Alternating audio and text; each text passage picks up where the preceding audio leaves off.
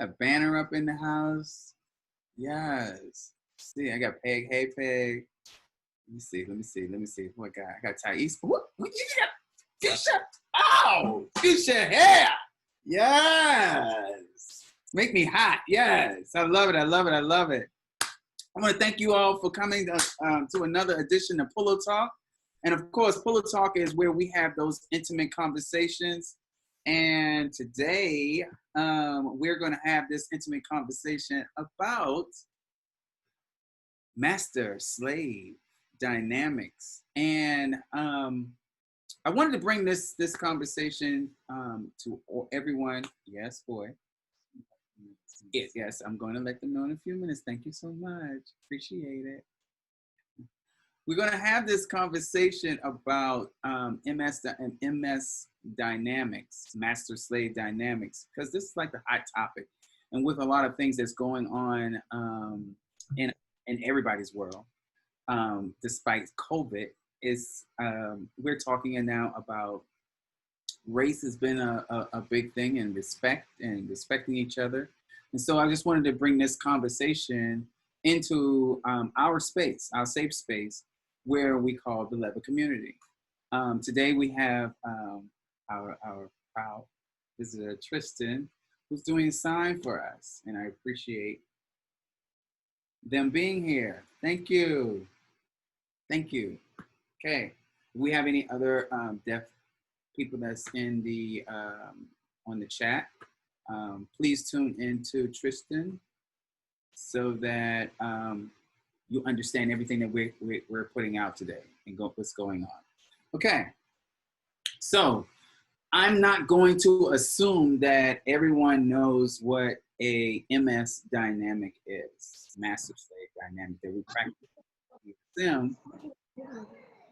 BDSM. So we're going to break a lot of that down first.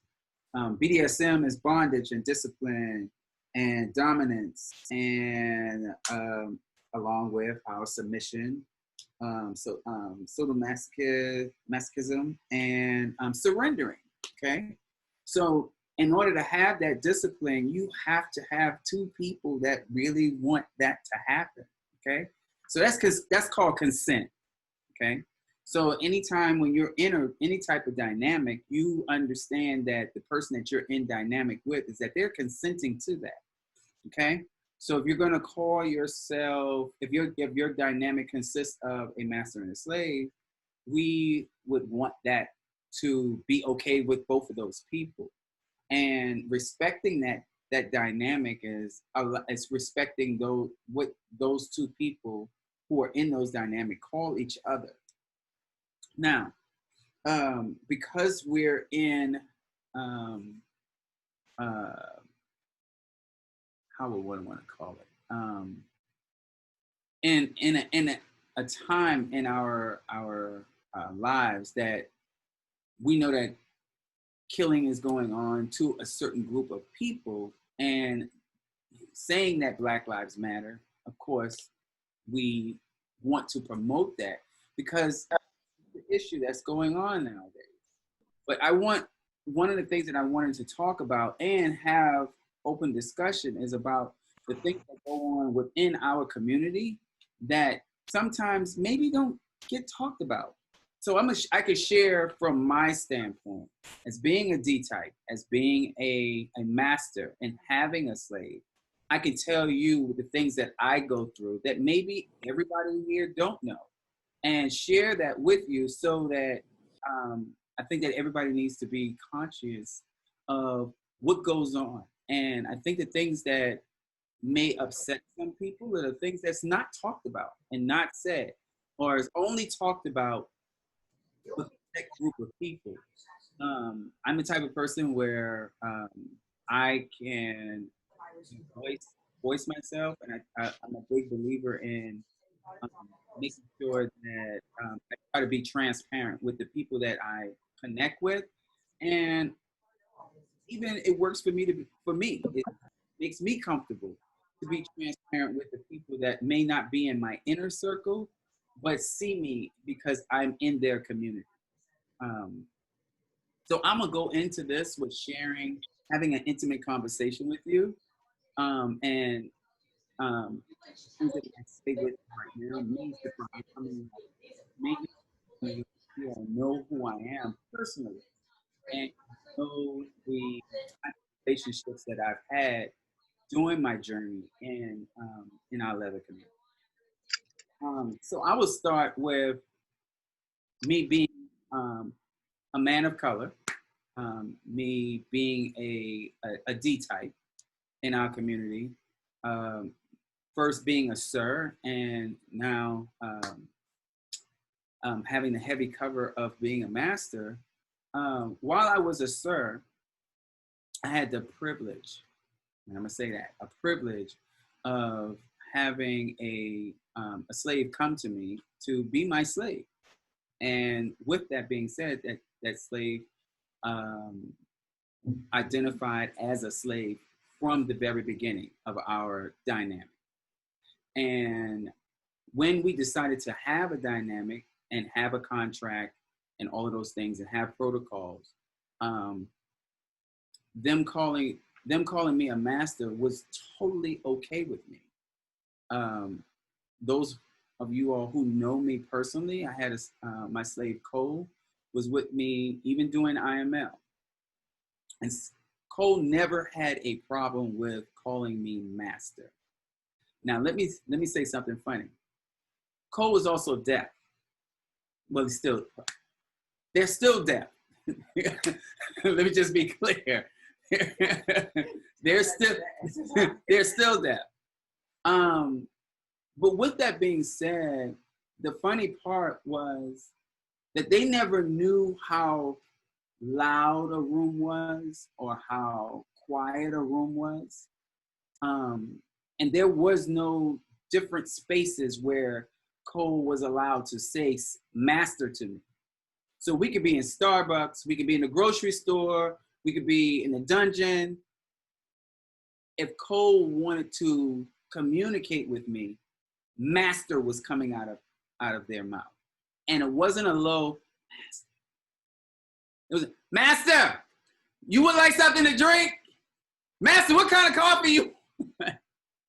Now, mind you, unlike being in a dungeon, everyone is privy to our conversation. A lot of times, because Cole was deaf,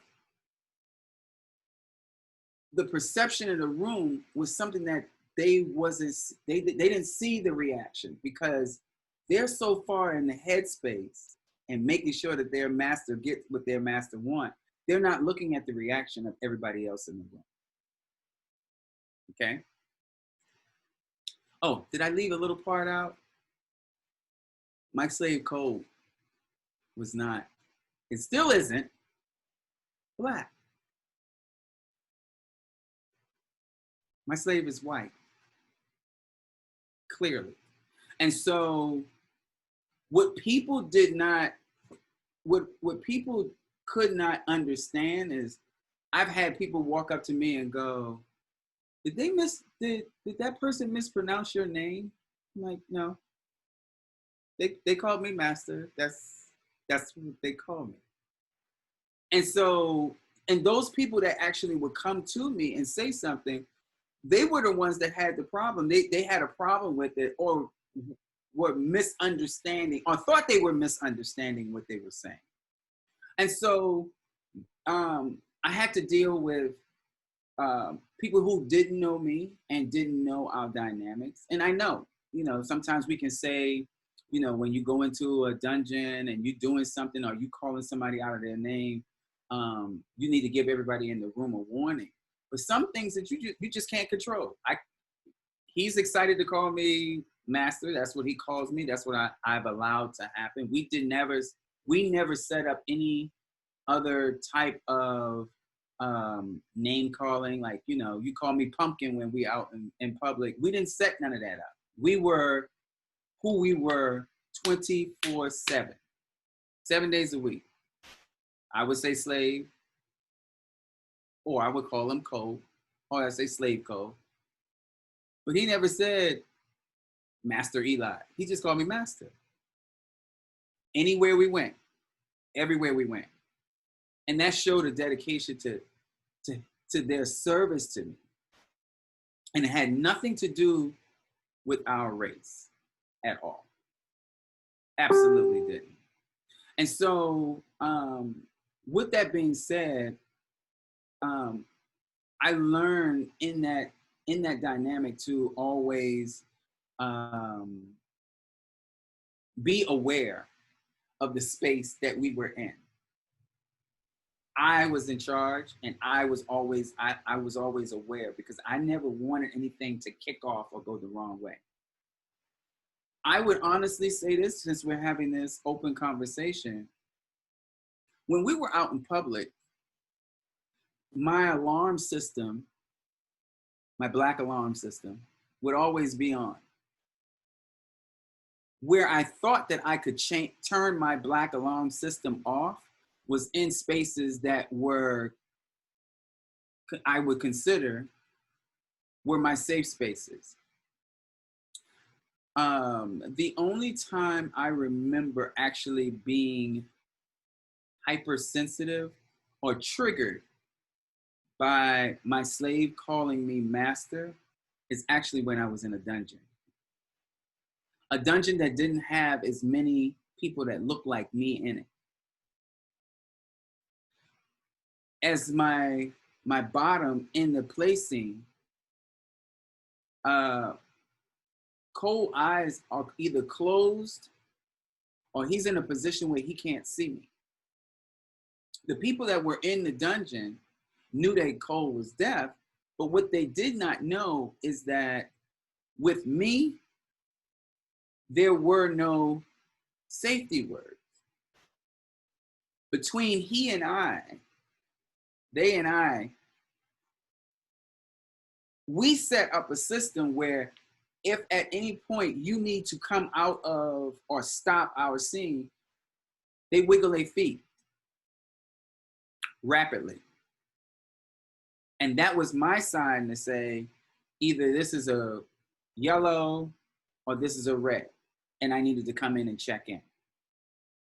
I don't think that I have to post a sign that says, if he's in trouble, he's gonna wiggle his feet. So I need help for y'all to watch his feet wiggle, because I can't see. I didn't never need that, because if I'm in charge, then this is our scene, and this is our dynamic.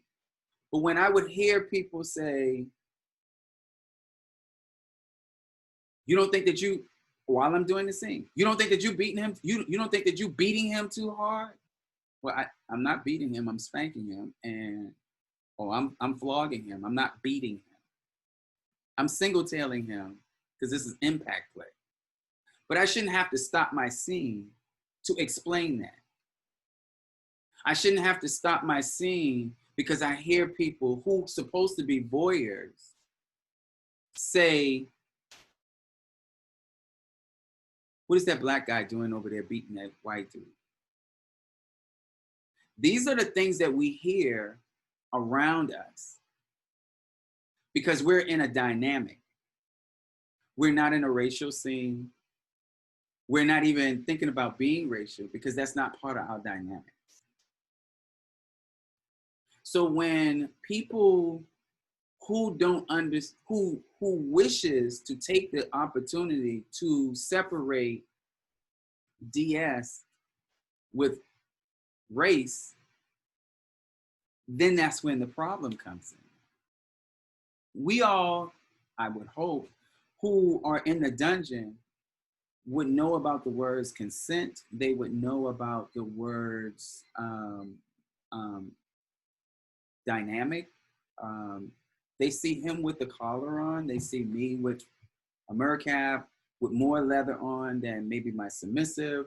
And we're doing a scene. I think everybody know the basic protocol in a dungeon. Like you don't interrupt someone's scene.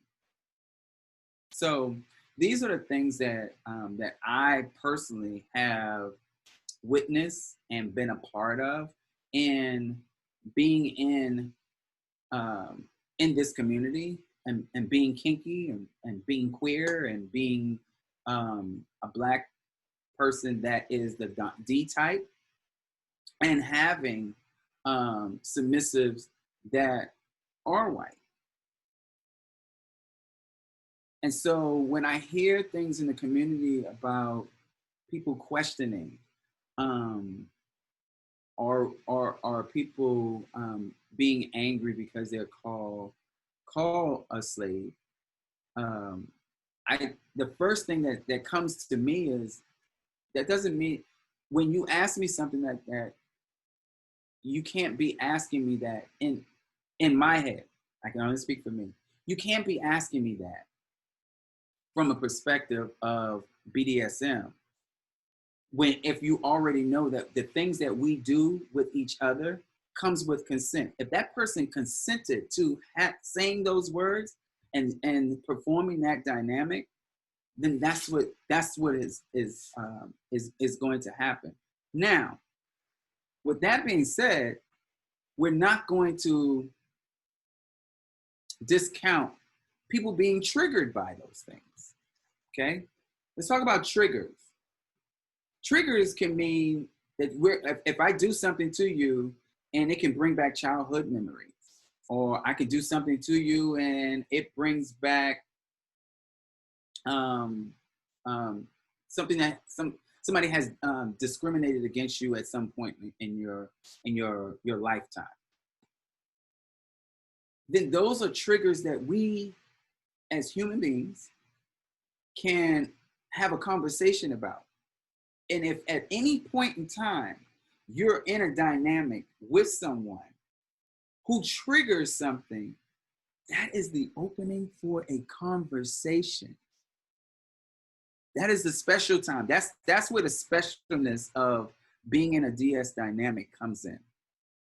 A lot of times we don't talk about those breakdown moments where you have the space to exchange power. I didn't talk about that part. The power exchange that happens with a DS dynamic, you can exchange power. So meaning, if I'm strong about something and you're weak about something, it's okay because we're in a dynamic together. So when you're weak, I'm supposed to, the dominant, or even I wouldn't even say the dominant or the submissive, the stronger person supposed to step in to fill in that spot, that void. I as a D type, I have my weak moments. The person that I pick out to be my submissive, I need you to be strong. So that when I get at my weak point, we are like this. We're not like this. We're not like this. One of us are weak, I'm strong, then we pull it out and even it out. That's what the dynamic is for. That's what the power exchange is for. And if both of y'all are weak at the same time, then bring somebody in.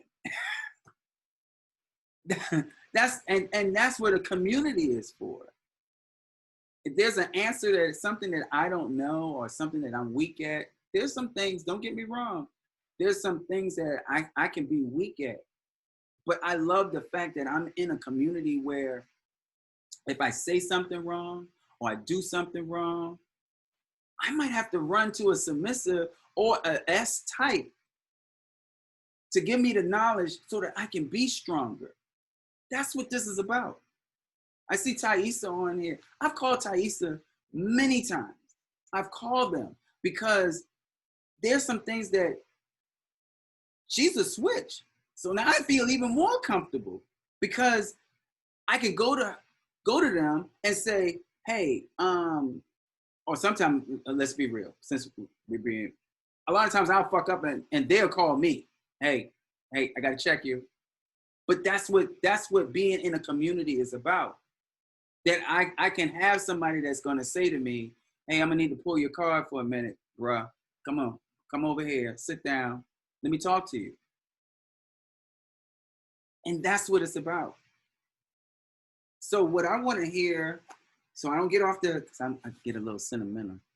What I wanna hear is that if there's anyone here who has, and call on you so we can have an intimate conversation with the rest of everybody else that's here. Is anyone here in a dynamic, a MS dynamic, and have their either their dominant or their submissive is of another race than them. Anyone? Anyone with a hand raised? Or am I the only one? No? Okay. All right. Anyone with their hand raised? Boy, anybody got their hand raised? So, Master Sable? Master Sable. Oh. Hey, sir. Hey, everybody.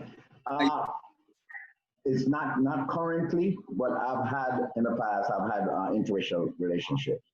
I've had slaves who were actually my first two college slaves were of a different race. Okay. Yeah. And can I ask you a question, Master Sable? When you, because this was a question that was asked to me when I was on a panel. When you're playing with someone that is not of the same color as you, you're submissive. Do you find that you play with that person differently in public than you do when you're privately playing with them? No, I didn't.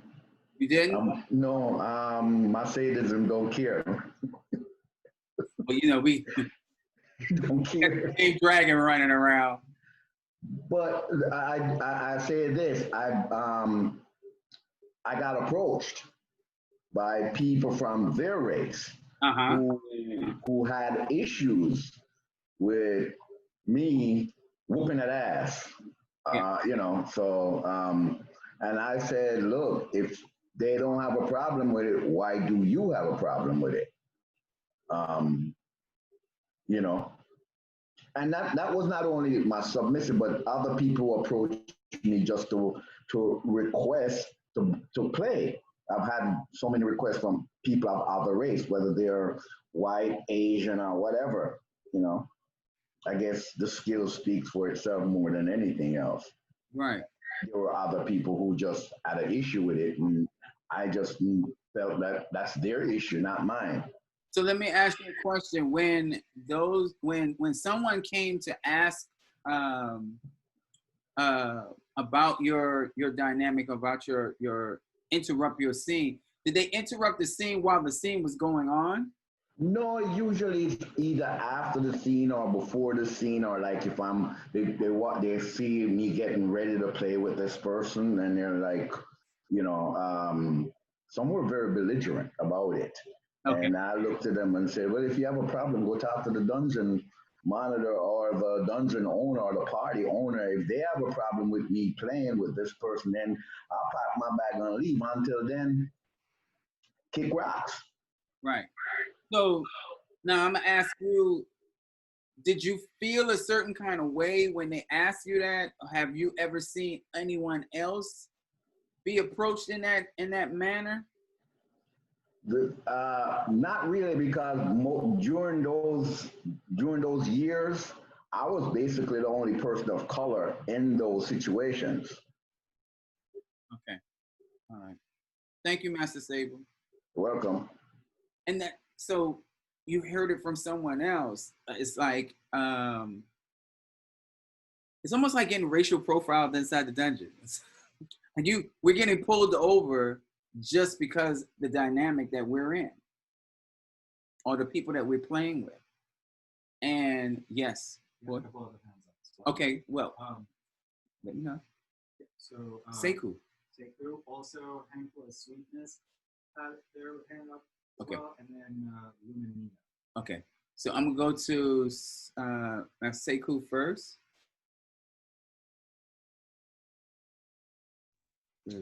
Greetings to the house of Ra, sir, and all of your charges. How are you? Yeah. So here's the thing. I do play differently in public than I do in private. I can play more sexually in private. I have played more sexually in private because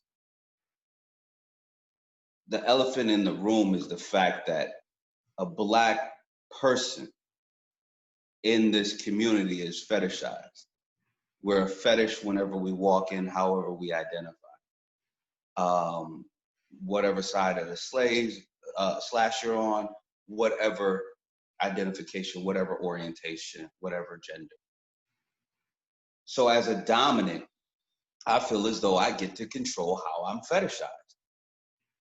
So I don't engage non-consensually in looking at the big black buck at work. I orchestrate myself a certain kind of way, and I'm buck wild a lot of times when I'm not in the public. As for my primary slave, they are identifiably non-POC, even though they are actually POC. You know, people look at them and they assume that they're not a person of color, even though their heritage is of color because of their light complexion. Right. A lot of times, it has happened in the Colorado local dungeon, where I had a dungeon monitor who was damn near a part of the scene. Now, mind you, this was the first time we had gone out into that dungeon space, and I give them that. And I play pretty rough and aggressive with my own property, who I was engaged to at the time and subsequently married. So this is mine, like legally mine, damn near, you know, within a couple months. I'm gonna do the fuck I want to do. They were looking at us like, what is he doing? Another time, however, was at South Plains. I think it was South Plains. Slaves on the Zoom. Correct me if I'm wrong. If it's either South Plains or Beyond Vanilla. Vanilla. I'm sorry. It was Beyond Vanilla. Beyond Vanilla. So it was Dallas. We were playing aggressively during the day. It was early in the evening, something like that. I play with different stuff because we are people of color. We are creative. We come with different backgrounds. I have island heritage. I have a machete in my toy bag. I pulled that machete out, pulled it out, and went to spank her with it. Now, mind you, it was at that time, it's been sharpened since, but it was a blank machete. It was a new item. I didn't want to cut her with it. So I had to learn how to use it so I wasn't using the edge and this, that, and the third. I was spanking her with it. I looked behind me and I seen like the entire dungeon was looking at my scene. And then I seen like 3 dungeon monitors were flanking me. Now, mind you, I can assume with what I know now, maybe they were concerned I was doing a blood play scene because all they saw was a shark. Maybe they were concerned the fact that I didn't roll out plastic. Or maybe it was just that you got this person of color with this assumed non-person of color getting ready to hack them up in our dungeon. So they were right on top of the scene. It happens a lot. However, it doesn't bother me because I'm more concerned with controlling my scene than controlling the impact of my scene on the onlookers. You know, we always have to remember that there's 3 parts to a scene. There's the 2 people involved, and then there's perception of the onlookers. So now I'm in my scene. To me, it's just a top-bottom situation with a negotiated power exchange whenever I do pickup play. But I don't do race play because it's not my forte. To me, calling my bottom a white X, Y, and Z, it does nothing for me. So I don't do it. It does nothing for them. If it excited them to be called a certain race, I might engage in it. But for me, it does nothing for me. So when they assume it's race play, that assumption is coming from their outside perception. To me, race play doesn't even mean, how are you playing at something you naturally are? I can't play like a black man. I'm a black man. I walk in the door, I'm a black man. So I'm not playing anything. If I want to do race play, let me put on a German accent and some German clothes, Let me put on a Japanese outfit. Let me put on something that's not my nationality or not my race. You know, let me put on some Beatly Boppers and paint myself green. I'm an alien. Now I'm a different race. I'm not even a human anymore. But to me, you don't get to assume I'm doing race play because I'm topping someone that you assume is not a person of color. I don't allow myself to be fetishized that way. Thank you for mentioning that, because I was going to get to the whole race play dynamic in BDSM, but you covered that. You definitely said the exact words that that I am always spewing when people talk about race play, and when people mention it, you know, the first thing they're like, "I'm not playing nobody's slave." I'm like, "Well, what makes you think that that's the only role that I would that I would want to play? Or if I was going to get into that, what make you think I want to play that role?" I'm unbothered. In fact, right. I want to play a war scene. How about that? Right. Let me interrogate the prisoner. Let you be the little English boy that I came over the hill and I caught, and I'm the German, and I'm getting ready to do something strange to get the information for you. That see, that's a race play scene. That's a race play scene, yes. Right? You take it to another level. Right. Everyone's perception is the thing that we deal with. How someone take on the right to make an accusation or to have their own perception, which is cool. However, you can't have your own perception when that's not what I stated. That's not what this scene is about. You made that observation on your own accord. Maybe, you know, that's something that you probably need to have a conversation about, because that might be something that you might want to get into. But what you're not going to do is put me into your fantasy without paying me, because this is Fantasy Island. I can make it happen, but you're gonna have to you have to pay walk to get on this island, you know. So that's how that's a good conversation. I would like to hear from. Well, you know what? You brought on something else that if I may, can I speak to who's it? Luna? Can I speak to them? Can I ask you a question, please? Can I ask her a question?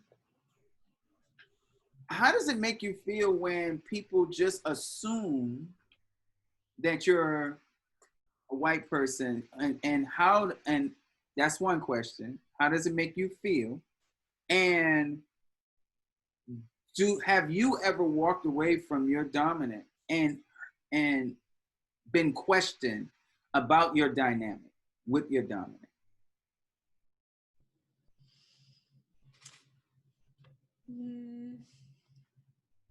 Those are really good questions, sir.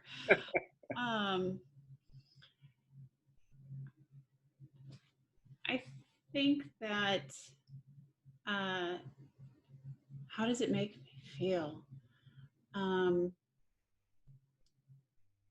would say that growing up, I didn't really understand my heritage. I didn't really understand it till I was a much older adult. And so, and really a lot of that was inspired, the learning curve for that was inspired by Master Sekou. Mm-hmm. But now I react differently than how I used to react. Now it's more like, wait a minute, you're making an assumption that's actually taking something away from me. Right. And where before I didn't know the difference and I didn't understand because I didn't know my heritage. But now knowing, it's like you don't have the right to just assume and then by assuming take that from me. Right. So that's to answer your first question. And to answer your second question, have I ever been questioned? Daddy, does that sound familiar? Because I don't think I've ever been questioned. So do you remember when we were at a Imperial Court bar night, And I can't remember which club it was. It's the one that's on the corner of Broadway and Second by Needs, the one that closed Mhm. down. Was it Basic? Are you talking about when the guy asked what I was? Yes. Tell the story, tell what happened, and also tell the race of the person that asked you what you were. Oh, I don't really remember what he was. He was white. Oh, well, we were attending an event, and we were going through the check-in, whatever, and the guy that was checking us in, just randomly asked. I mean, we were standing together when this happened. Randomly asked, "What are you?" And I was like, "I'm sorry. What do you mean?" He's like, "What are you?" And I'm like, "I really don't know what you mean." It's like, "What nationality or race are you? Because you're something different." And I just responded with what I was. But that then later turned into another conversation where this person singled me out in the event while I think that you were talking to someone away from me, and he approached me and wanted to talk to me about it in more depth, but not like from an educational standpoint. Let's put it that way.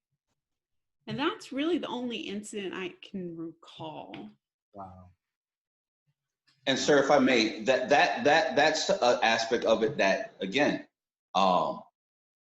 there was a conversation one time, and there was a microaggression going on. I had to jump into it, even though it was between some of our sisters, and I wasn't trying to like mansplain it and jump in like Captain Man. But there was a microaggression going on. It was a microaggression about colorism that was going on, and I had to step in and say, hold up, you sound like somebody talking to a person of color that's not a person of color. You sound just as bad as them with that microaggression. This is the reverse of it. And this is what I had alluded to in that exchange. I was like, you don't know how people of a lighter complexion that are assumed often to be other than of color, you don't know what kind of impacts and interactions they have. Because in that, the guy was like, what are you? And Slave didn't know what to say. Like, I'm a woman. I'm a slave. I mean, what do you mean? We in a gay bar. Do you mean, am I, what am I? What do you mean? And then it's funny because they were of a European heritage or something.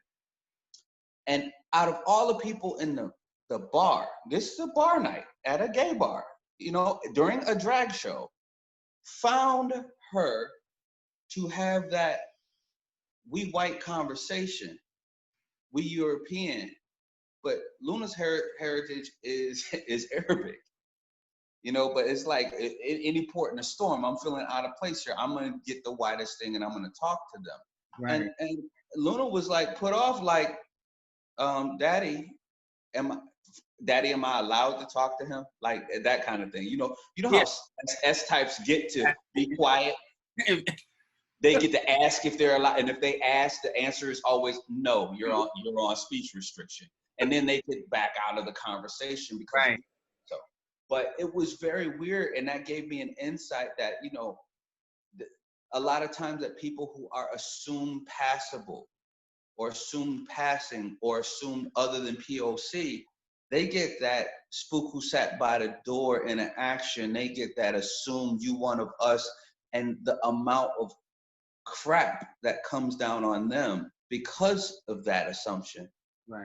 That's a hard line to walk, and it's a line that she had never walked in her life.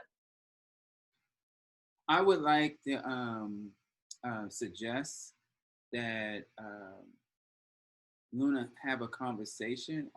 I know for a fact that Sir Oya and has Slave Green, and they are going through that same thing, the identity of knowing exactly who you are as a Black woman and identifying as that, so that you become stronger. I think that I would suggest that you all go to their page to be a part of that conversation. I think that it would definitely be intriguing and supporting of that. Sir, at South Plains one time, we were doing a lock panel. And by the way, congratulations on the Illuminati House of Rob becoming a full member and fellowship with the Leather Houses of Color Coalition. We were having a panel discussion, and Luna had what they thought was a scarf on. And she was saying something about not judging a book by its cover. And a lot of people, they look at Luna the way they look at her. But when she placed that scarf upon her head and tucked her hair back and wrapped it around, she instantly is recognizable as the heritage that she has. She embodied an Arab woman. That's that other that the person was talking about. But they don't see it because people tend to see what they want to see. Yeah. And that gets back to the topic of your discussion. People saw something wrong with a white person calling you master because they wanted to see something wrong with that. Exactly. We have, yes, Master Sable. There we go. Yeah, I had pretty much the same. The slave I had prior to Butterfly, she's of the same heritage as Luna, Slave Luna, and we had the same issues. We walked into places and people were approaching her as if, and she had to basically. I gave her carte blanche to just basically shut them down, because there were folks who were literally saying, "Why are you a white woman with this black man?"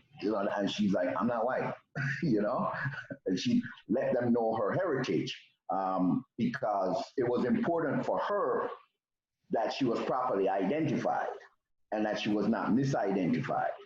And folks, and again, I've always had the walked in a way that I'd say that my slaves have the freedom to speak up if they need to and address the bullshit, whatever that is. I will only intervene if it becomes a place where it's necessary for me to intervene. But other than that, I never had, so we had only that issue with her. I mean, she had blonde hair all the way down to her ass and shit, but she was not white, And and it's have that people pulling away, wanting to pull the conversation. I can honestly have that whenever I went out somewhere with Cole, I didn't have that because no one tried to pull him away to have an extrovert conversation because he was deaf. He does read my lips. They read my lips, and they're so when we're in a crowded space, and most bars are dark, so they have to focus and home in on my lips. So my slave is right at my side and don't move unless they're going to get me a drink and come right back. And when people try to approach them to talk to them, he don't even acknowledge that person is not even in the room. You don't need I think that most time people are so focused on how attentive they are with their service, but the key element that, again, perception, that they're not understanding is that if the person is deaf and they're reading lips, then they're not going to be paying attention to what's in the room. They're going to be concentrating on the person who is of priority to them. And it made their service look even more outstanding. And they saw that all the time. The perception of the voyeurs saw that all the time. Now I have another slave. She's Black. And when she's in the room, she's in the room. She calls me master out in public too. And I think that she gets more of a kick of the reaction than I do. But even if we're in a nail salon or wherever, people, you know, her nail tech will be like, why, you know, why I'm seeing them have this little intimate conversation. Why are you calling him master? Oh, that's what's going on. So they're learning, but never being disrespectful. And that's the part that I wanted to have this intimate conversation. When people, we know the difference when people are trying to get information, and they're not being disrespectful.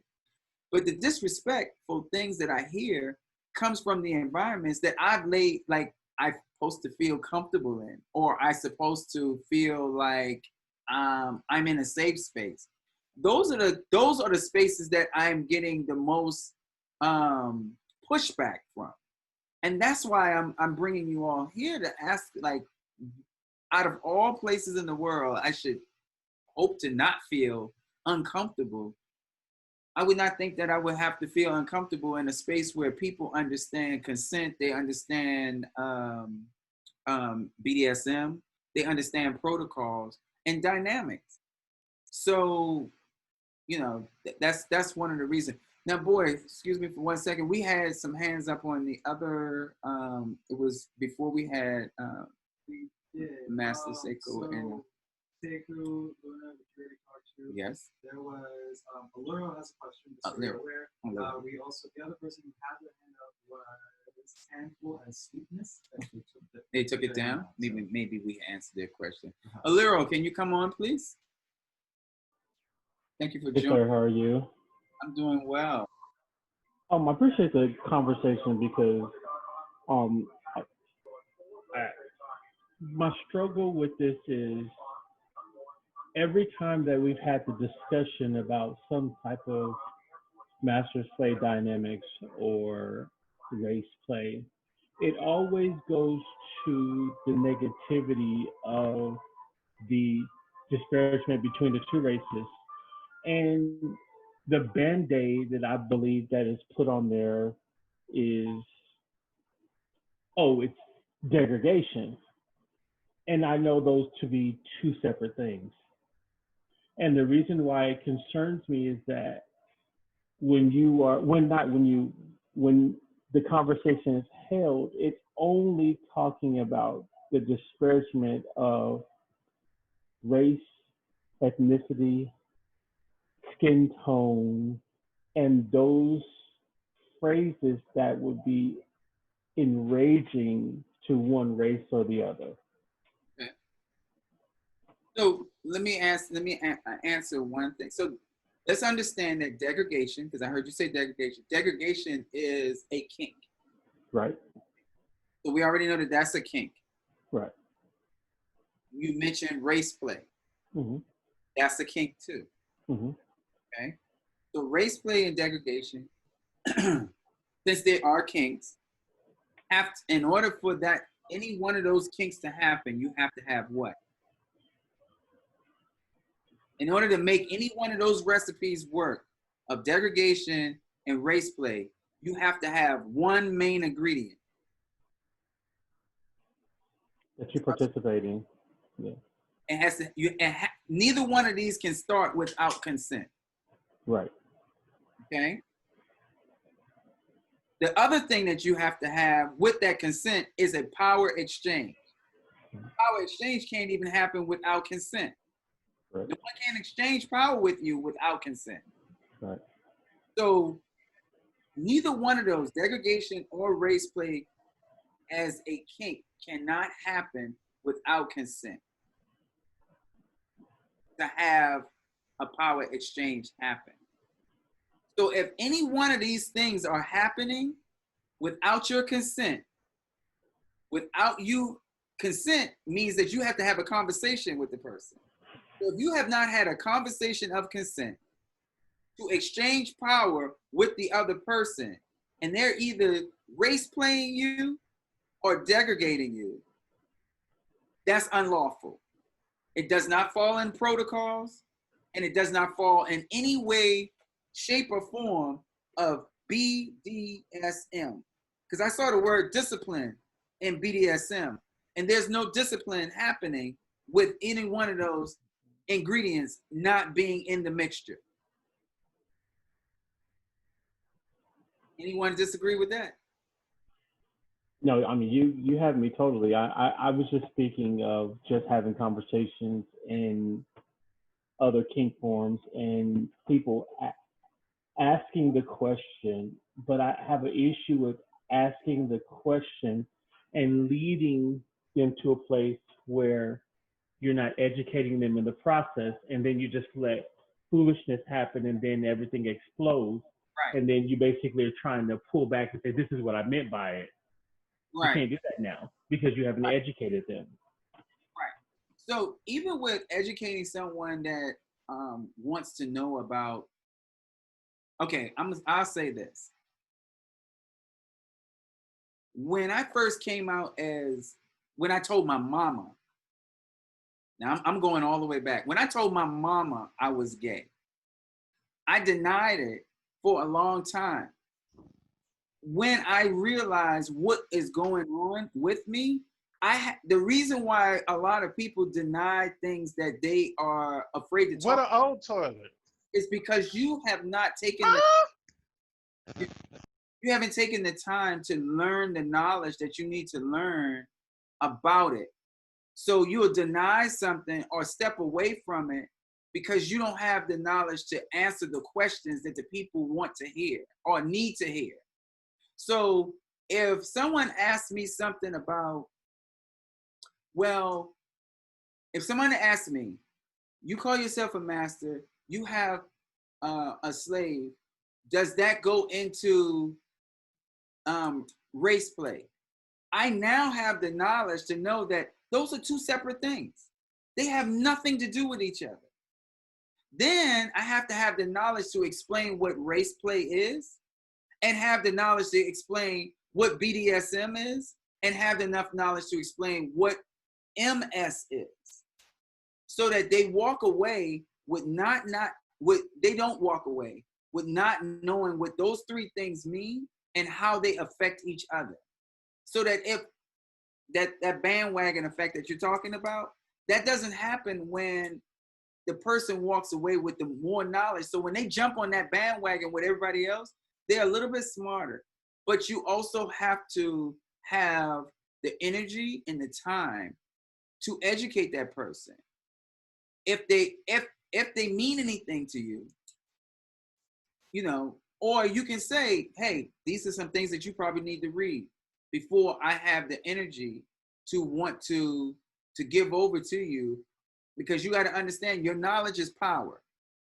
So do you want to exchange that energy with that person? Because you still have the power to say no and leave them ignorant, but then they're going to come back at you again.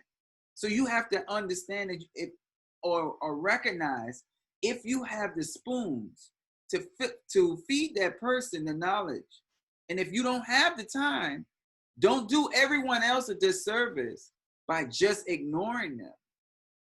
That's when I say, when I do hashtags, laying bricks, or I do the hashtag of, you hear me say a lot, we have to do the work. Doing the work in the community is making sure that we educate the people within our community, so that when the people on the outside, some people are here that they're not into BDSM, but they're here for the knowledge, so that when it's being asked, it's not triggering someone else.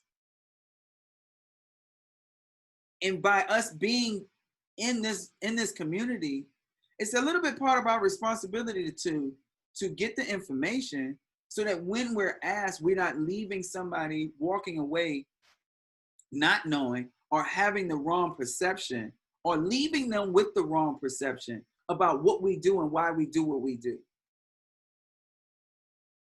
It takes a village. And that's one of the reasons why I have this Pillow Talk. You said, boy, I hope that I answered your question. And boy, you have another. Yes, so Sekou Nia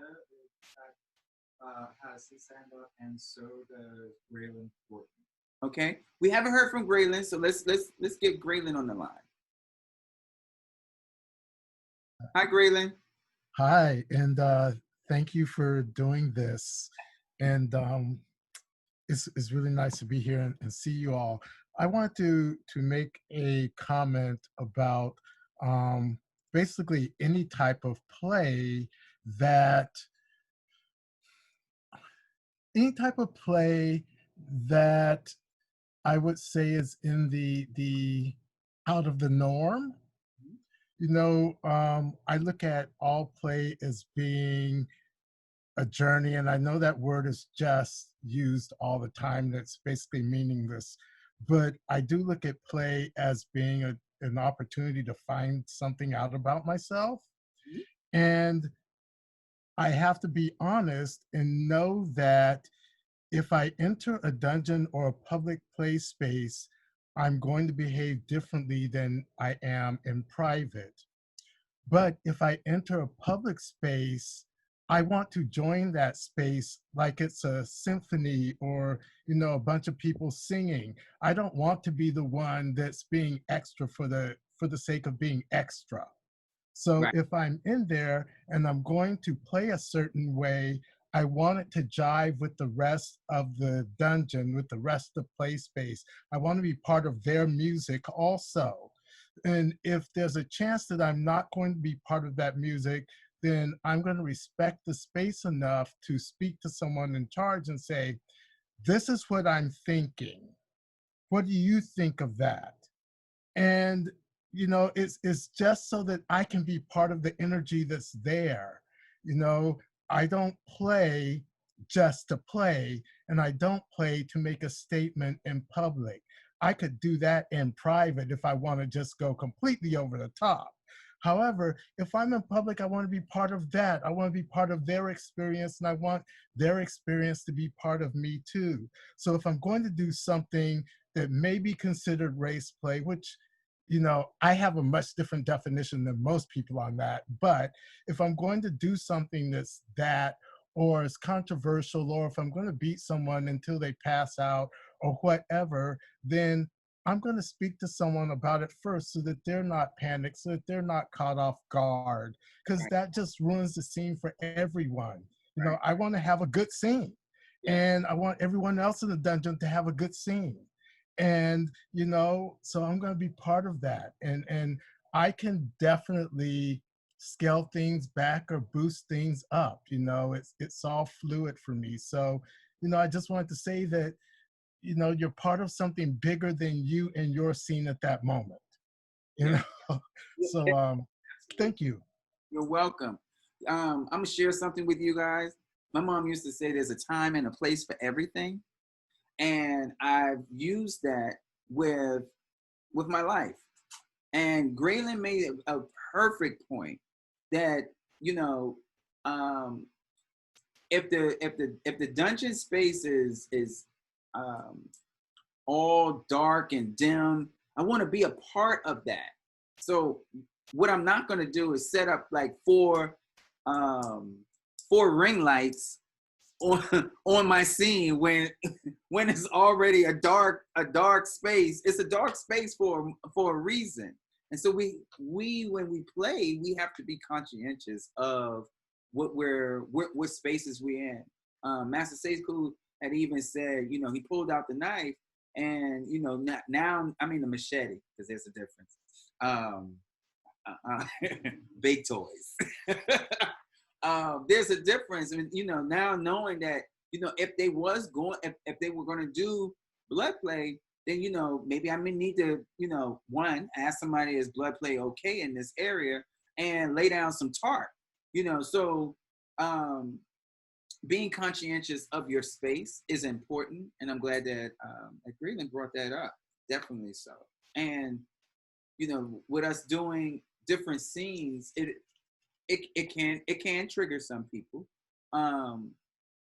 but then people also have a couple of choices. If you see a scene is going somewhere where, you know, you might not like blood play, then maybe you want to step a little bit way off. I know I see when I'm doing needle play, people cringe, you know, and sometimes I think that, you know, they're being a sadist to themselves, because you know you don't like it and you're cringing, but you're still sitting there watching. Where are you gonna put another needle at? We're gonna stick that one at. So it's those things. I see Sekou's hand is still up. Let's go to Sekou, and then we'll go to What's the next one? But we have a question in the chat group. Oh, let's take it 1 second. We have a question in the chat group. Let's get that. This is to the slaves. Do they find power in being submissive or as a slave? Hashtag asking for a friend. Asking for a friend. Is there power with being a slave? I already know that question. So I'm going, you know what? I'm going to take it to my slave over here. I'm not on that. You're not on that? I said yes in the chat, but I think that's one of the first things that I try to teach people who are talking about being masters is that we chose to be slaves, and we did not make that choice because we don't feel like being adults or we don't know how to be adults. We're strong people.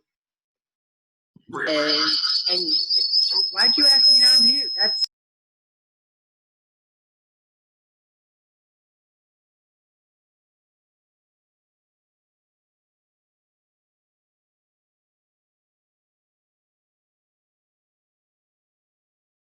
Both of you are muted now. Anyone can dominate someone weak, but to have someone who's powerful on their knees, that's impressive. And to be on your knees as power is something significant. I always have an opinion. I always have feelings. I always want to do it my way. But choosing to yield not only is a strength for me, but also for my master. well, there you go. You got it. Do we have any other slaves in the room that we can Mine, but that want to come? Oh yes. Wait, my girl. I got another one with a head wrap on. Hold on, y'all. Tristan just said he agrees with everything I said. I don't know. That's Can you unmute? There we go. Hi, how you doing? Hello, I'm fabulous. How are y'all? All right, freshly collared. How you doing? I'm fabulous. Do you find power in being a slave? I absolutely do, because I always say that in order for you to completely submit yourself and to surrender, there has to be a special sense of power and togetherness that you have to have in yourself to be able to relinquish that to someone. So I absolutely found power in being a slave. Thank you. Thank you very much. I think I have Nina on. So I hope that question is answered. Do we have any other Slave sincere. Sincere? Can you go ahead and He has his hand raised. They have it. they have their hand raised? Okay. Can you unmute? Hi, good afternoon, everyone. I understand the power that, some slaves may feel. Personally, I feel a peace, not a power. I don't think that it is, for me personally, an appropriate response to my servitude. So, and that's basically just what I wanted to say, but I feel more of a peace than a power in being submissive or being slave. I like that. Thank you for sharing. Ooh, that was powerful. Just that the way that was said was powerful to me. I can only speak for myself. You feel a sense of peace. And it's just, yeah. Okay, I'm not gonna get emotional. Emotional master. Hey, how about that? Picture that. Right. Play them cards. Okay, so we have Master Sekou. Let's unmute. There we go. Sir, three things real quick. Yes. Triggers, transformation, and rebellion. Okay? Triggers, transformation, and rebellion. Triggers. Everything we do can be a trigger. Like when we talk about because of things going on in the dominant culture, right now the conversation falls on the term of master slave, and there's some voices that that wrestle with that terminology. But however, why just master slave? Why not sir boy? I mean, people really need to look at the culture we're rebelling against. Mm-hmm. The dominant culture in the history of this country.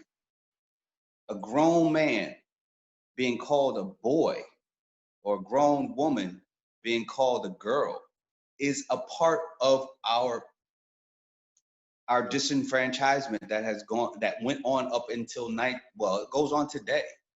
Anytime you hear somebody that's not in our community refer to a grown-ass man older than them as boy, you know exactly instantly what they're saying. They're substituting boy for an N-word. Right. Same thing with girl. Anytime you see a grown woman being referred to as girl outside of our community, you instantly know it ties back to that long legacy of persecution. So why not sir boy? Master slave is no more triggering to me as an individual as sir boy is, because I came up with my great grandfather and great grandmother. They told me those stories, so I know that impact. Triggers, as you said, I'm sorry, not as you said, as the gentleman said prior to the three identified S types. There's a conversation that can occur when there's a trigger. A trigger just means like, hey, there's something that I'm unsure of, or it's got me having a feeling. You know, that's what the difference between a drawing and art is. How can you tell art? Art makes you feel something. If I draw my name on a piece of paper, people look at it, it's like, oh yeah, it says Sekou. But if I do it in elaborate calligraphy, they're like, oh my gosh, that's so beautiful. Oh, that went from a drawing to art. What we do is art. I've seen what you do. What you do is art. But what we do can be art. Why? Because we elicit feelings. We take something that is the mundane and we go transform it. That goes from triggers to transform. Because triggers are about, it's not just titles. When somebody says traditional leather values, we all have an opinion on how it feels. I know some of my leather sisters are triggered by that. Why? Because what people tend to talk about predominantly is traditional leather values of leather men. Or when they talk about leather history, some of them are triggered because it's like when they tell the history, they start with Guy Race, they tend to leave out our sistren and our others. So there's everything about us is triggering, but the opportunity for transformation is there. That's why I love being a part of the master slave community. Why? Because I understand that I am a part of the consensual master and slave community. I am not replicating chattel slavery, which is how our African and indigenous people were kidnapped, beat over the head, dragged from where they were, moved up off of their land, and worked from Kansas to Kansas. No, we don't have nobody chained up underneath the bed that don't want to be chained up underneath the bed. Or haven't begged us 9 times out of 10, please, sir, please, ma'am, can you put a chain underneath the bed? I want to go underneath the bed. I want to be under there, and can you bounce on it, please? Could you just bounce on it? Can you put somebody else on it and bounce on it with them? We understand that those shackles, that mental oppression, that mental torment, that mental disenfranchisement, we can cast off as a Black master. I've learned to work whip, following after you, and many times. And what I've seen you do as a Black man and master, right? So what do we do with that whip? Oftentimes we apply that skill to people of color. And people of color can come out themselves out of that mindset, that tool that was used to break us and torment us and beat us unmercifully can be used. I've seen you. I've seen you make somebody laugh from a whip. You can make somebody giggle and chuckle, squirm from the thing that we used to be beaten and cut open with as punishment. So we can transform that item. We can free ourselves of that mindset if we choose. And you mentioned all we need to do to get to that transformation is have ability, that information to engage those conversations and try to illuminate. Yes. And the last part was rebellion. Okay. We sexual rebels. Okay. The fact that gay men, we can go into a dungeon and see gay men engaging in sex. We can see lesbian women engaging in sex. We can see trans folk engaging in sex. That's triggering, but it also can be transformative. But remember this, we are a variation of a Puritan society. Just going into a dungeon and seeing missionary, heterosexual sex is triggering for mad people. It's triggering. They're like, oh my gosh, they're having sex in here. Holy what is going on? So of course, lighting somebody on fire, putting electric on them, tying them up, that's gonna be triggering. We got to understand that we are rebels. Everything that we do is rebels. We are an active, ongoing, psychological and physical representation of a rebellion against everything that is normal. And yes, we can take care in our spaces not to trigger people, but that really ain't our job. Our job is to do the damn thing.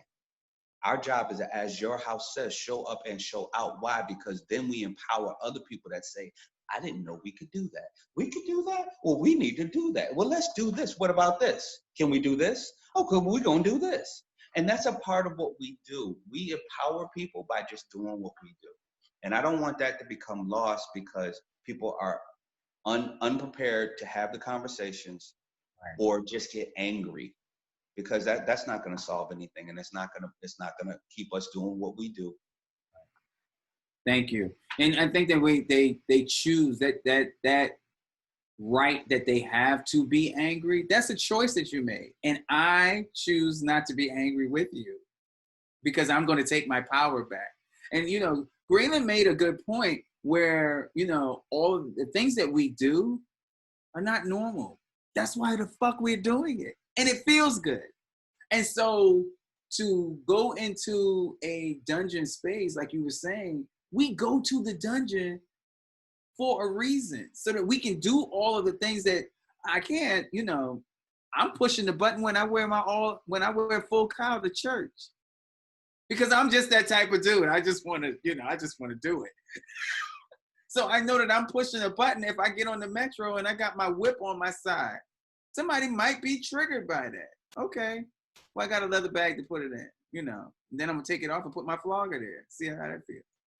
So we know that the things that we do are going to either spike a conversation, and Oya knows this. He and I, we get on the train going to New York, and in full everything, leather shirt, leather pants, getting ready to go, because we know that when we get off that train, we're going to walk down to the Eagle. We're in a band. Right. And then we have people come to us and say, hey, can I ask you guys a question? Are y'all in a band? No. And then I go, no, we practice BDSM. And we're going to a pro-dom demonstration. And just watch their face light up. And then I have Oya, sir, did you have to tell them all of that? They're going to be back. So this is the kind of situation that that means I know that it takes 3 hours for us to get on the train. When I say that to someone, I know that I'm willing to give 3 hours of conversation and educating so that they don't have any crazy questions to anyone else that they see, or say, oh, you guys look like the Village People. No. I practice BDSM. I'm not one of the, I'm an entertainer, but not the entertainer that you're used to. I'm not getting on the stage and sing no YMCA. I can make you sing with the things that I got in this little bag. Hello. So those are the things that if you want to engage in that kind of conversation, you can.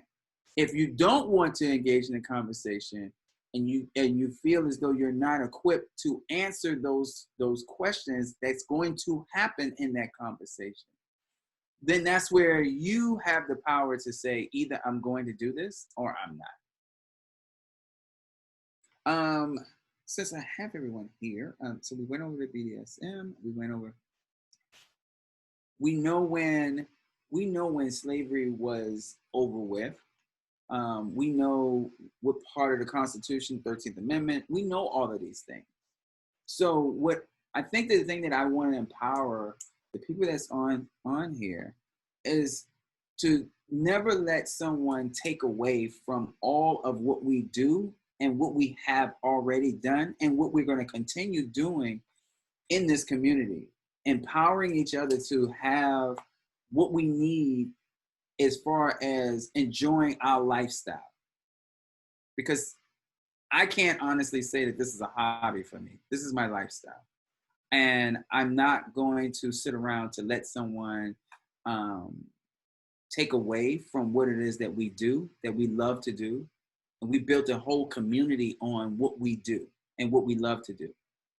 I've had the honor of walking around knowing just a little bit and just wondering, is there anyone else that like the shit that I like, the kinky stuff that I like, that look like me? It was a big thing for me to actually find people that look like me that do this. It's hard. I mean, it's gotten, don't get me wrong, it's gotten to be a thing now where you can see more people. But I remember it was a time when I didn't know about the Fist Fucking Association. I didn't know about where the Eagle was.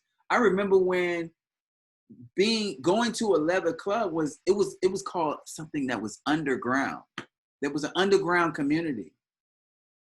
You know, we've gotten to the point now we've made it, you can turn on TV now. Hey, I even got a YouTube channel. So, hey, if you don't know about BDSM, it's because you don't want to know about BDSM. The education is there.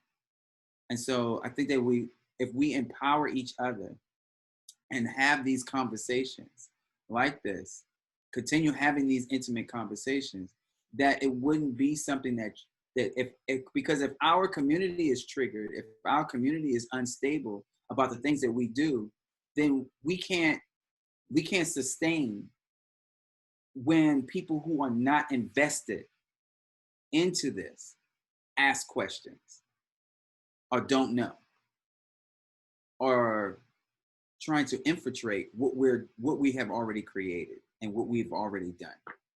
Our community has gotten to be very, very big. It has gotten to be strong. If you don't know, just look at some videos from the Gay Pride Parade. Our contingency is big. And that's just for the people that want to show up and show out. Imagine the people that's not their thing. They can't walk around outside.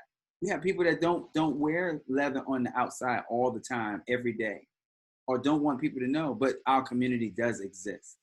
And it's empowering our community to be stronger mentally makes them stronger. We have new people that's coming in. And I try to promote for our older generation, our seasoned vets, our seasoned people in this community to have these communication dialogue with our younger people, because they want to know. Think about the times when you were walking around and didn't know about kink, but was looking around for somebody that looked like you, that was into what we're into. We have to be prepared to answer the questions that they're going to have and keep them engaged while they're asking those questions and trying to find out. We have any questions, any comments, any concerns? None. No one has a hand raised. No, can I you made a very good point to remind me of something, that as people of color, we grow up shaming each other over sex. You know, I remember being a young boy in the 60s, and, you know, there was always the little girl in the neighborhood that everyone thought was fast.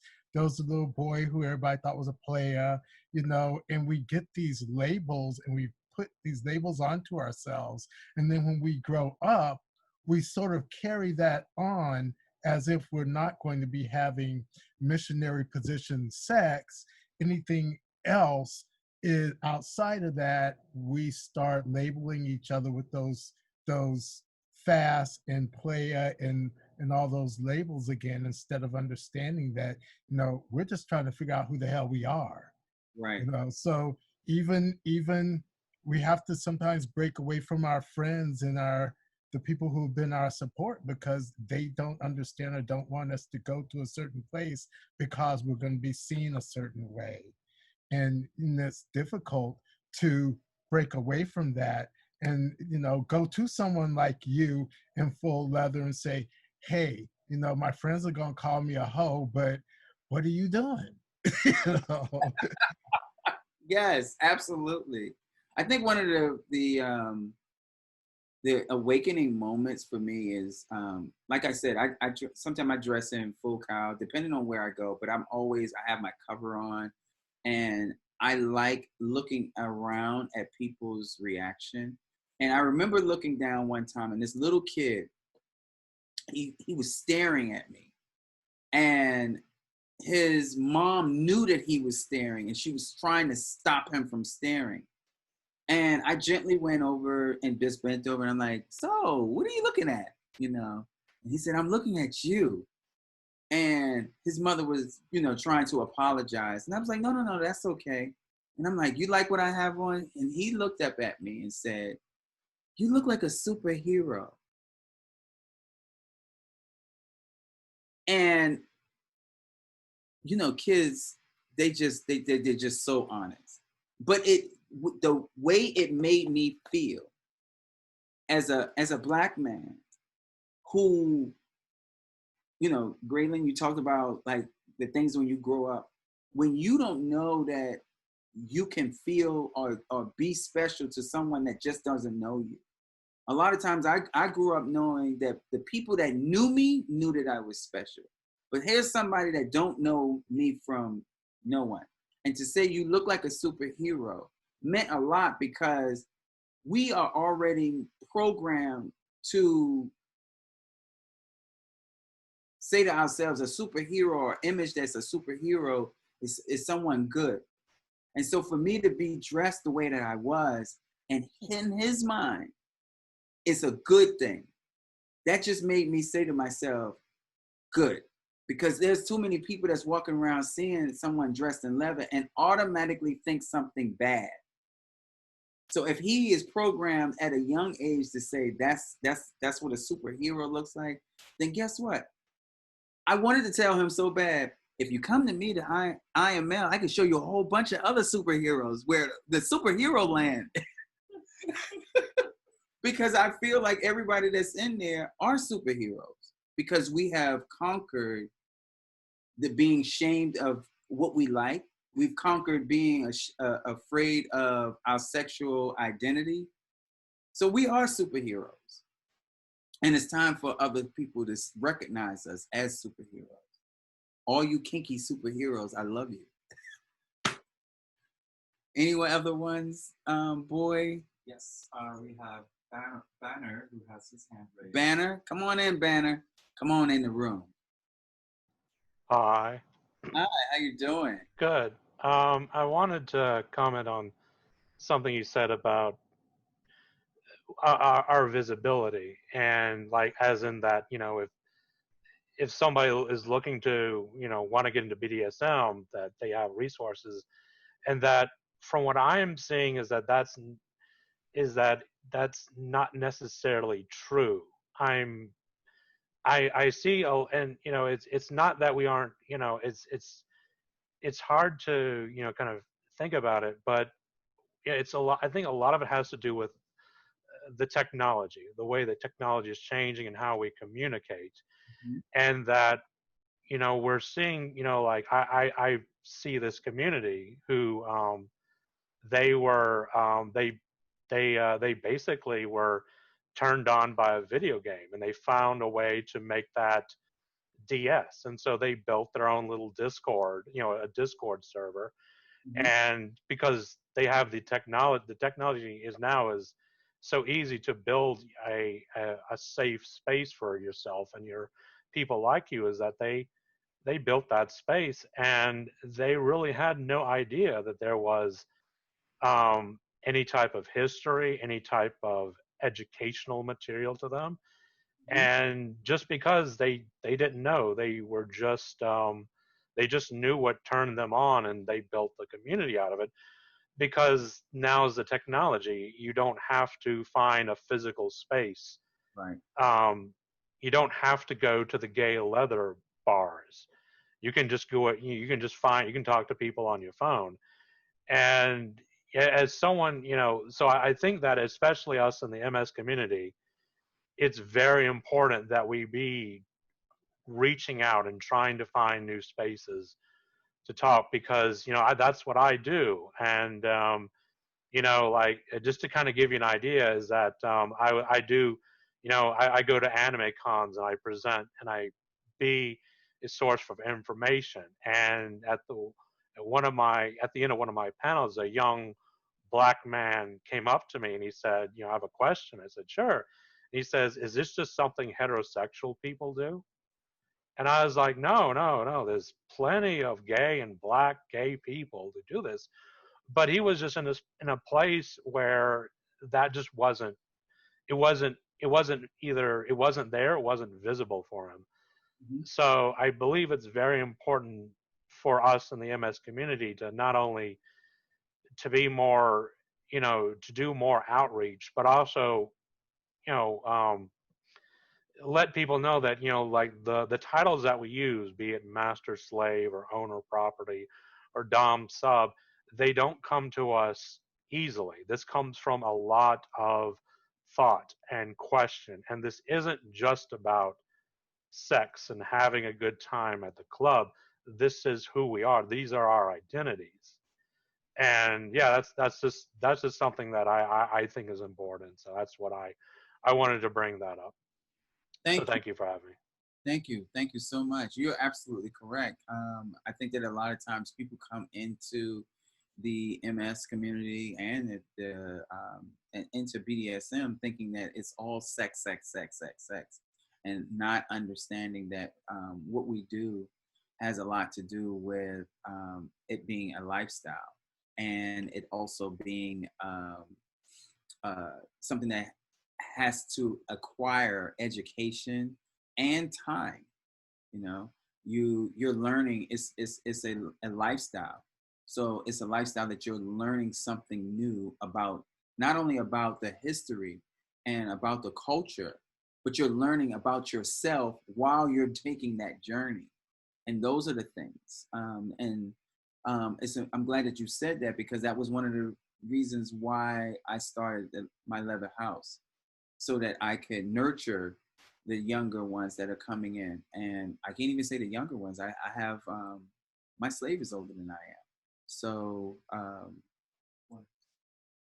one of my slaves is older than I am. And it's about taking on another aspect of your lifestyle.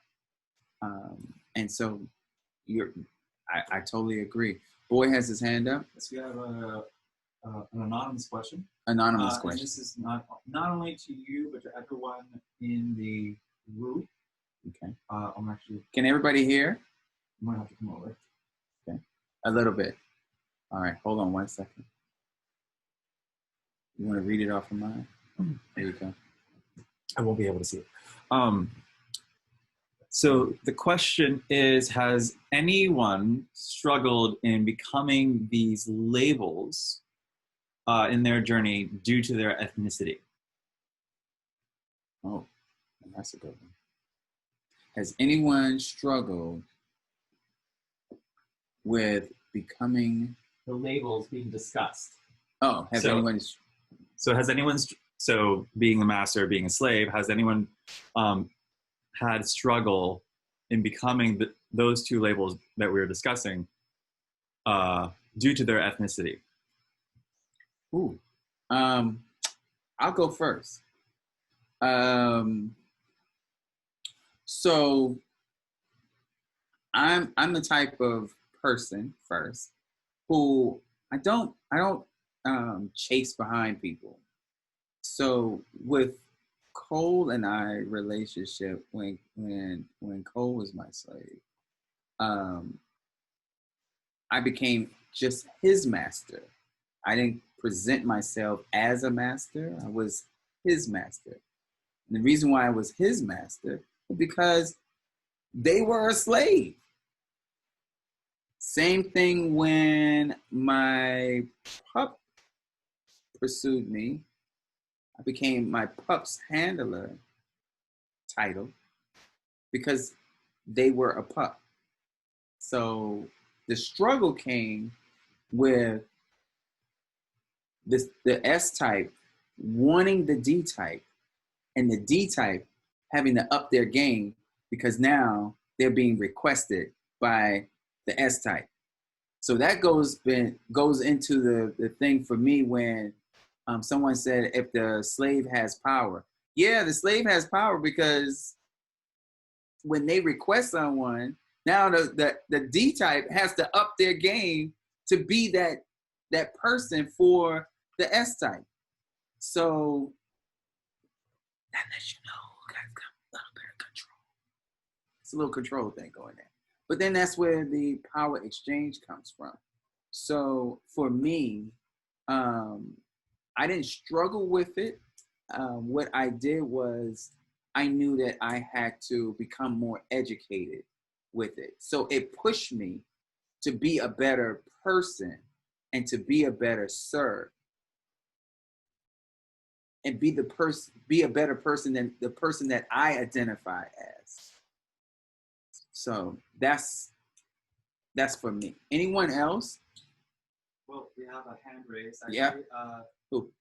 Liza Sibley. Liza, come on in. Hi there. I'm going to keep this short because this isn't really a place for white voices. But as a white woman taking on the term master, I didn't do it. I took on mistress, which has because I was going to own my gender, and we did a lot of soul searching and talking before we ran for the titles. But to be honest, the first time I was truly comfortable with the title master was when we were going down Market Street in the San Francisco Pride Parade in a car that had master slave on the side, and two black women jumped up and down screaming with their hands up in the air, yelling, master slave, woohoo. And then I felt validated. Yeah.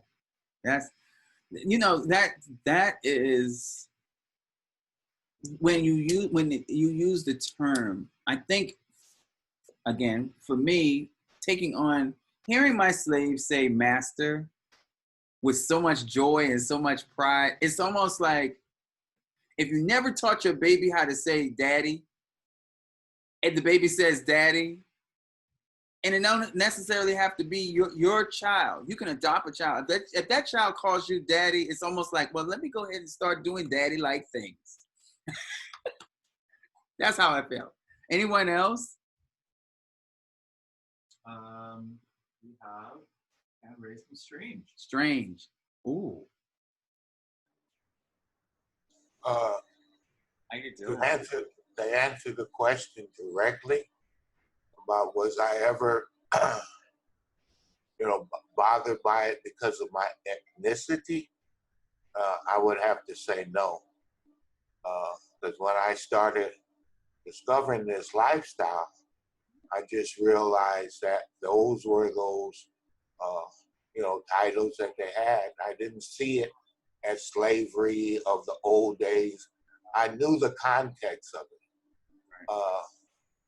But I did have a hard time with someone who wanted me to be their master. And not because I was afraid of the title, I just didn't want all the responsibility at first. I did not want to have all the responsibilities that come with being somebody's master. I was good with just play partners or maybe a submissive, you know what I'm saying? But when you said master, that meant I had to have all this control that personally I didn't think I was ready for or even deserving.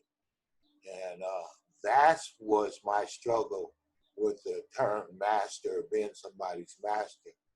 I eventually became a master of someone.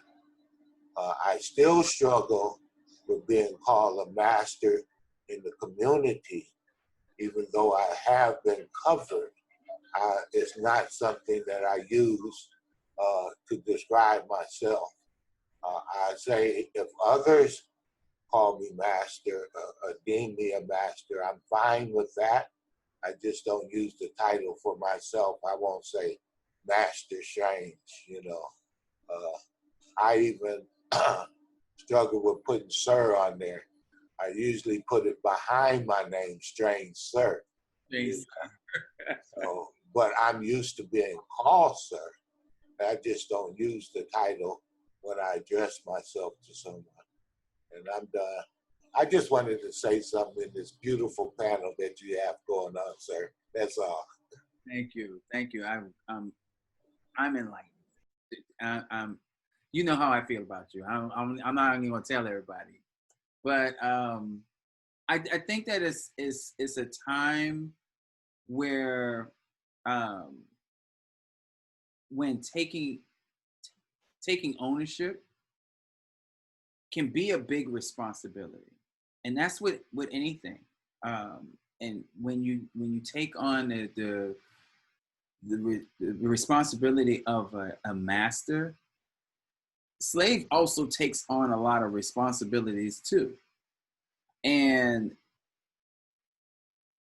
it's one thing that when you're taking, the slave takes care of the master.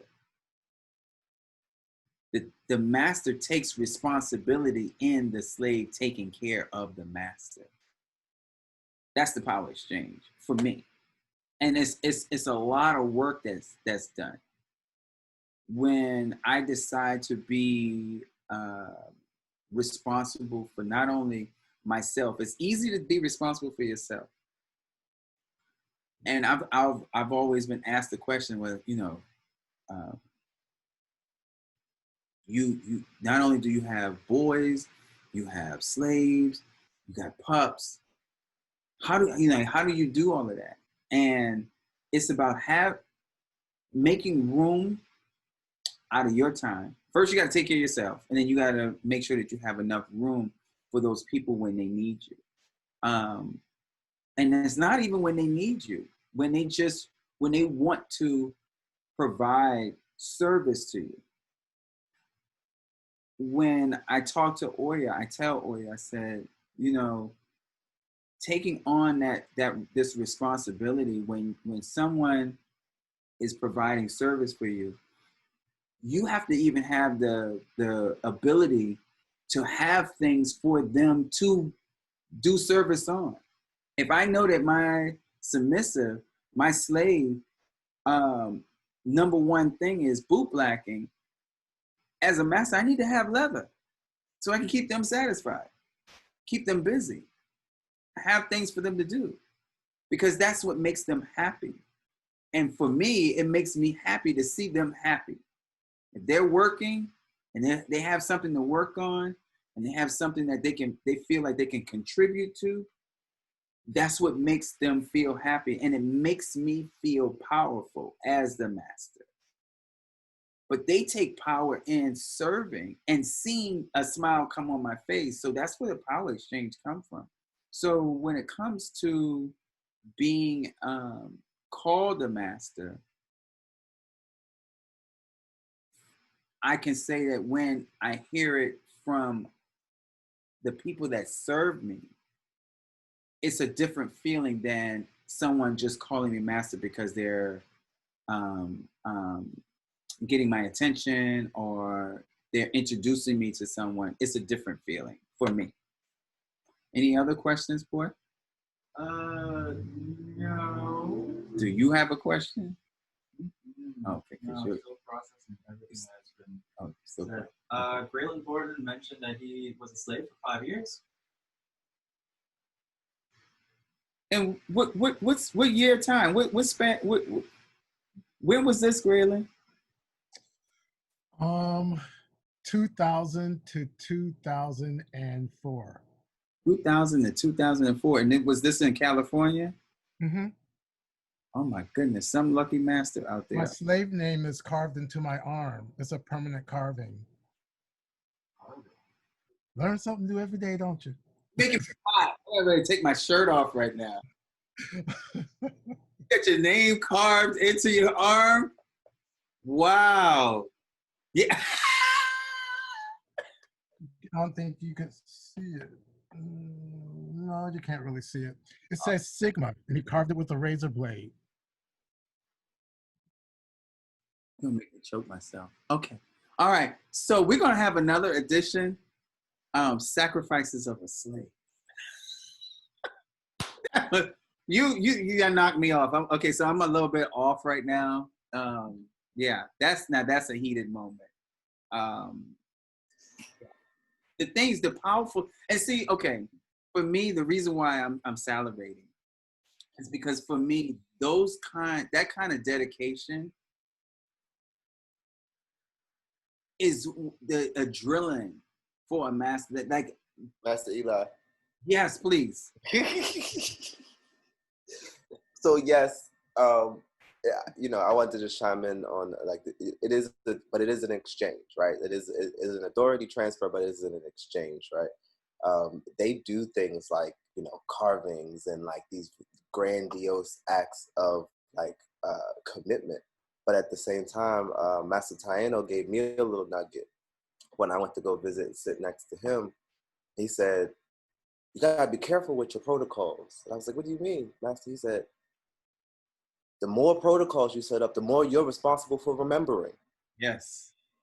So the deeper the slave is in their slavery, typically the more protocols you have set up, and typically the more responsibility of remembering you have in front of you. And so I always kept that close to me. And so, when Slave Cole sent you his contract, I chuckled because I thought of all of the protocols that were going to come out of that binder of a contract. Yeah, absolutely. And but again, even with the contract, that was the opening for negotiating. Everything that was written, you sit down and you take your pencil out. You're like, okay, this might work for me, and this might not work for me. This would work for me, but why does this not work for you? What does it entail? And to be honest with all of y'all, I like conversation. To give your slave that opportunity where you can say, "Oh, how come this? I want you to clean. When you clean my floors, I want you to clean my floors not with a mop. I want you to clean my floors with a cloth, and I want you to make sure that you get baseboards." But the highlight for me was that you doing these with lace panties on. And how come these lace panties don't work for you? So that we can have a conversation, so we can get deeper into why you can't go, why you could do the floors, but you don't want to do it with the lace panties on. Well, fuck it, you just do them naked. And then we can have a whole scene going on. We can have a conversation about, what doesn't work for you, what does work for you, and make it fun and hot. That's what this is about. I can always call Molly Mae to clean my damn kitchen, but she's that Molly Mae service ain't gonna put on the lace panties or do it naked. And you have someone that's willing to do that for you. That's what makes this what it is. And it doesn't necessarily mean we're not gonna have sex because I want my kitchen clean. So you're just gonna have something to look at. So the kitchen gets clean in a nice way, the way that I want it. That's the mastery of it. And being creative. I think that, for me, being a master is just being creative and keeping people happy while you're being creative. Master Eli, you have a comment. Yeah. Well, yeah. So boy got his hand several raised. comments. Before we get to Steve Mercedes, there is a conversation that is starting in the chat about, well, what the submissives want to do is to, like, what they're doing is just so that they can feel important. Okay. Not exactly. Is that Dame Sadie that's asking that, or is it? No. Who asked the It question? wasn't a question. It was more of a statement. And so there's a conversation going on about like, well, feeling important is not the right term. It's more like, you know, that their service is being validated. This service is being validated. Yeah, or like, you know, that what they're doing is correct. Now, Dame Sadie's comment is, I'm using MS and being black. The language of master-slave is used in more than power dynamics. I think the most important point is the consensual use of the word versus the harmful intents. There's a difference between a slave and my ancestors who were kidnapped and enslaved. That kind of goes back to what Sekou was saying about child slavery. Right, that's what Master Sekou has spoke on. Yeah, she was okay. Yeah, okay. So that's what Master Sekou had explained earlier in the dialogue. Well, Master, did you know that master and slave are also used in like technology as well? So like when you attach a flash to a camera and it's responsible for communicating with the other flashes wirelessly, the other flashes that are wireless that have to follow the lead of that main flash are called slaves. Slave flash. The slave flash that follows the lead of the master flash, of that master flash. Yeah, so like the term is used in technology and all kinds of other things besides just Black American slavery. Right. And using the word Black American slavery, I just want to put out one little point too. I think that one of the things that I feel that people don't acknowledge is that slavery was used in Egyptian history, African history. The reason why I think that people, and this is my opinion, that people have problems is that if you look at Egyptian history, the people that served the kings and queens, they were 9 times out of 10 slaves, and they were treated really, really nicely. The problem with the word slavery in America is that the slaves weren't being treated nice. Just like how we in our dynamic treat our slaves nicely, very, very nicely. I don't, my slaves aren't, you know, I take care of them. I treat them very, very nicely until they consent to being wanted to be, you know, treated a little mean. But I think that we overlook, if we're going to talk about dynamics and talk about the word and talk about how we're going to treat people, then let's also look at when slaves were treated in royalty and treated nicely. Even when different tribes in Africa would take over another tribe, the tribe that they take over became their slave of the winning tribe. And those people, they ate, and they ate alongside the families that they were serving. And it wasn't it was a time of how people were being treated and using the name slave. Master, I got one even better for you. There's certain countries, I want to say that Dane might have even shared this with me. Either Dane, somebody recently, we're having this Master Slave conference. But anyway, there are countries where when they took over a country, they put matter of fact, when they went to war, there we go. In certain countries, when they went to war, they trusted their safety to the slaves. So all of the captains, all of the commanders of the military were all slaves. And so they were held in high regard because they were in charge of defending the country. Yeah. Yep. And I look for my slave to defend me. I think that I've had, if someone was to step to me, and this has happened before, my slave got in the middle, my female slave got in the middle of the person that was coming at me, before the person could even get to talk to me, my slave wanted to talk to them first. So that type of behavior,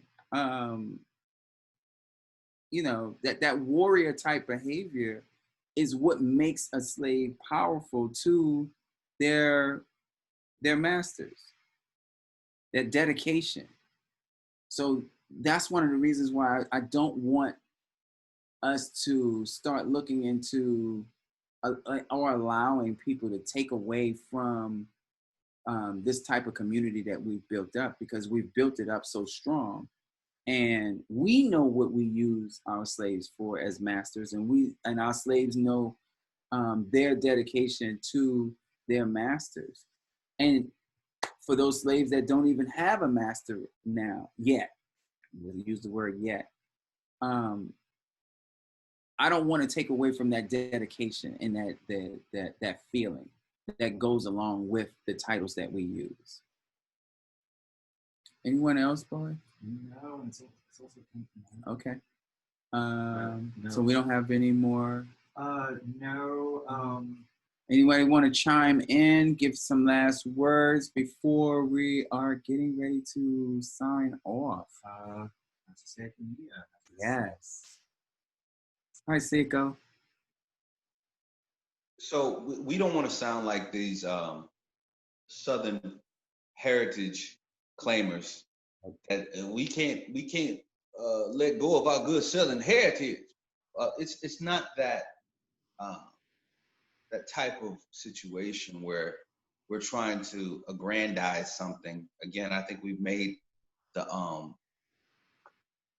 clear difference between the chattel slavery that many of us of color have endured, or the entire country has felt the ramifications of, because again, it's not just people of color who are hurt by slavery. Nope. The entire nation, the fact that 100 plus years later, we're still bickering about whether we should remove statues of a defeated army that tried to conquer and separate from this country. That means that this entire nation was impacted by our ancestors' transgressions and servitude and non-consensual servitude. But we're not trying, and us embracing the terms master and slave, the difference between that and what's going on in the dominant culture right now, if Master Eli, if anybody on this Zoom or looking on Facebook, go to Richmond, Virginia, you can't consent. You weren't asked to consent to a reminder of the oppression of a section of this country's inhabitants. Is there? That decision was made for you. Right. You know, when I grew up in the wrong side of this town, in this city yet to be named, and I had to go to Robert E. Lee High School, I didn't have a choice in that. For the people who might perceive the way we want to maintain the use of the terms master and slave as a non-consensual thing, you can. Master Black Zeus said this to me one time. He said, if you have a well-negotiated DS contract, you might just have yourself a wonderful slave. What did he mean? He meant that you can call it DS all you want, but if you have an authority-based relationship structure where one party cedes to a person that they deem worthy all the powers and controls and accesses to that person, then you could call it dominant submissive, you could call it pumi trainer, you can call it whatever you want. It doesn't matter. We're not forcing you to call it master and slave. No one is forcing you. There's owner property, there's dominant submissive. You could just call it dominant submissive. Right. There's a reason why Master Talon made a flag that doesn't have a whip on it, doesn't have chains on it, doesn't have a flogger on it, to represent the master slave community, because it's all encompassing and everybody can be a part of it, no matter what you call yourself or choose not to call yourself. So I just was thinking in my head about how, you know, how we sound sometimes like them Southerners sound, but we don't sound nothing like them because we consent. we deal with consent. Everything starts with consent, and a violation of consent can stop everything. Everything. Absolutely. But none of us consented to the ghosts of the past being on our money, being on our T-shirts, being in our face. We driving down Jefferson Davis Highway in most of the South. You know, we didn't consent to that. So this is a consensual culture, as you started off the conversation with, and I think that's a good place to circle back to. We consent to utilize this terminology because it has meaning to us, but we don't force anybody else to, that it has any kind of negative connotation. Yeah, you're absolutely right. And I think that before I wrap up, I want to put this piece out there because this was one of the catalysts for me having this conversation. I remember talking to Oya, reminded me about Master Taina, and I know the struggles that he goes through with just a lot finding event spaces for us to have the Master Slave Conference. He's even been I've been privy to the information of knowing that, you know, when he finds hotels for us to have our event, that's sometimes that's a deterrent, just because it has its named Master Slave Conference. So when people allow us to have their events in the hotel, that's why it's like so important for us not to, you know, terrorize the place. And when I say terrorize the place, I'm saying we're not even doing the things that we would like to do, because we're being committed into a small barrier. You know, we can't wear certain things out. You can't have your whip showing, or your and I think it was the same thing when we went to what was it, Atlanta, for the Southern Coastal event. But you know, we can't wear certain things because it may offend other people who are working there, or people that might come through the hotel. We have to conduct ourselves in a vanilla fashion. About self, Master? Yes, that's self. That's exactly at self. We couldn't wear our. I was told we couldn't put our flogger on our hip or anything like that. Right, take the flogger off your and don't get me wrong. We consented to taking it off. However, we were allowed to have a good time, and you know, the flogger doesn't shake or break anything. However, because of the sensitivity behind the name Master Slave, it sometimes may relocate us. But if we are comfortable in knowing that what that title means to us, we'll be able to better explain it to other people, so that when we're trying to have events and make space and make safe spaces, that we can have that ability to do that.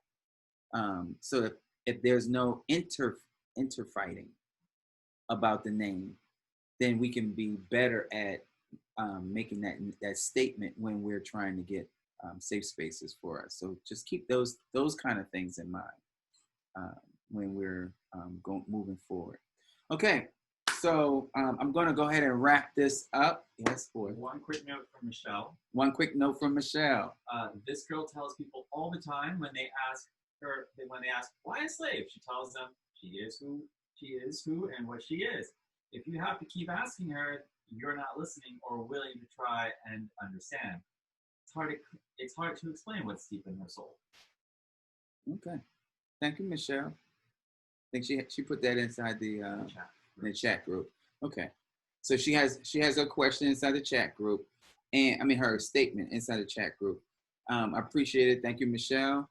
I just want to let everybody know before we sign off that we have the next Pillow Talk will be with Graylin. We have a Leather Boy of Color contingency talk again. We're pushing out the Leather Boys of Color, people who have had a title that's of color, so that you can meet them, and the boys in the Leather Boy of Color can ask them questions personally, and they have the first dibs on that. So we will be unmuting all of the leather boys in the community who have signed up, and so that they can ask Graylin all the questions. I appreciate Graylin for being our guest speaker for that. And thank you all again for coming. Please come again. And always remember, let me see who remembers my slogan. Ask Sir Wu, you probably did. Oh, I'm gonna ask Sir Wu. Let me unmute Sir Wu. There we go. There. What's my saying, Sir Wu? I forgot the first part of it, but I know it ends in greasing bed sheets. Peace. What's the other part, boy? Hair grease. Peace, hair grease, grease. dirty sheets, nasty dirty sheets, stinky sheets even. Yes, that's what we do. Thank you all for coming, sharing it, Pillow Talk with us. I hope to see y'all again.